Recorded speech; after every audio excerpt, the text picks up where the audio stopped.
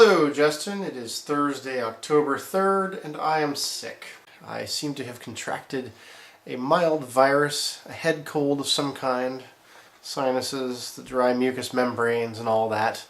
I apologize if I sound nasal today. So I thought that I'd just turn the camera on, point it at myself, and talk to you today, because that's kind of what I feel like. As you know, I started a new job recently. In fact, another couple days it'll be 2 months at my new position. Transitioning to a new employer isn't new to me. I've had 5 different employers in my 14 years in this industry. Aside from the product, the people, and the technical challenges, the biggest differentiation between engineering firms seems to be, in my estimation, the coffee. By the way, every engineering firm offers free coffee.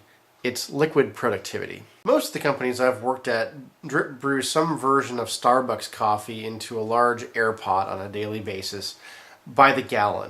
Somebody comes in, like the administrative assistant, every morning, brews the first set of pots of coffee and sets it aside. And then, in theory, throughout the day, whoever finishes the last pot of coffee brews the next pot up until about 4 p.m., when hopefully people don't need any more coffee. One place I worked at bought locally roasted coffee, which was kind of cool. The place I'm at now is different.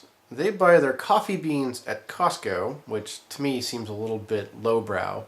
They have a brewer called the Juna Capresso Ina 5. And as far as I can tell, it must cost something in the order of $1,200. The thing actually grinds the coffee beans for you automatically, presses the grounds down, and forces the hot water through. It has a filtration system built in and everything. It's nuts. Fortunately, so far, I don't think it's changed my consumption habits in terms of coffee and caffeine. It's just different. The other interesting thing about the company that I work for today is their focus on security. And I'm not talking about metal detectors at the doors and guards with guns, which is one of the things that you will find at one of the very large semiconductor companies here in the Northwest, who I won't name, but it's inside.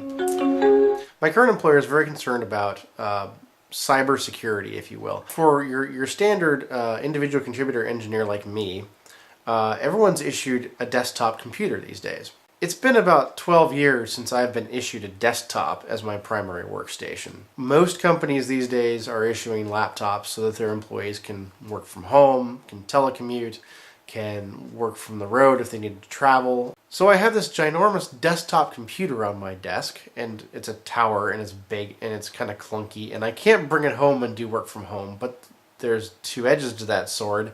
When I come home, I can be with my family, and I can completely leave work at work.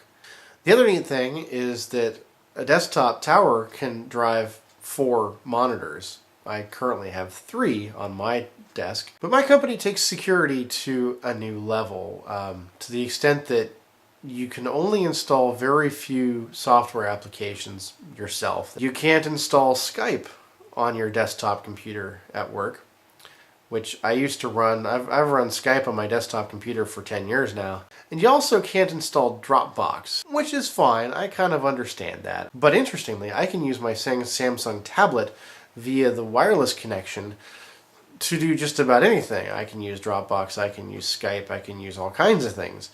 And that isn't a problem. I have become so accustomed over the last 10 years with, on a daily basis, bringing my laptop home with me and then bringing it back to work every morning, and having that laptop bag, that it's weird to not have a bag issued by work with a computer in it.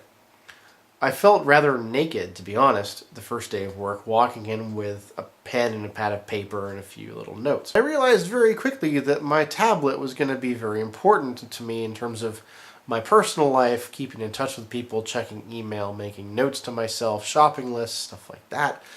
And so I knew that I was going to use that as kind of my personal laptop, my personal note system.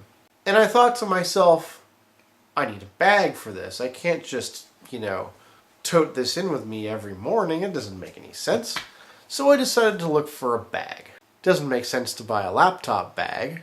It's an 8-inch tablet. So I searched far and wide. I searched a few websites and companies that I've bought from before, and I found a bag that looked great. And I thought to myself, you know what, Joe, you got yourself a new job.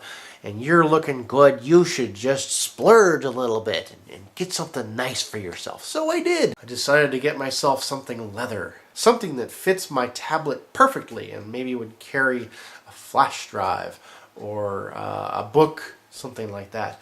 And I found something and it looked perfect. It was the right size, it was the right color, and so I ordered it. 4 or 5 days later, my new bag arrived in the mail. As it turns out, I ordered a man purse. I like it. It's great. It carries everything that I need, just like a purse. Since I'm not very metrosexual, I find it necessary to sort of rock the bag a little bit, to exude my manliness a little bit more than usual. Here's a reenactment for your viewing pleasure of me arriving at work.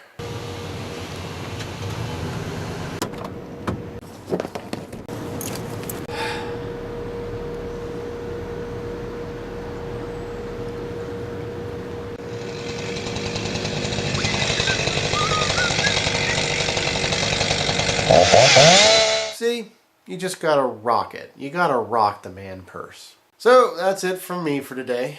I hope you're well. Good luck, Godspeed, see you next time.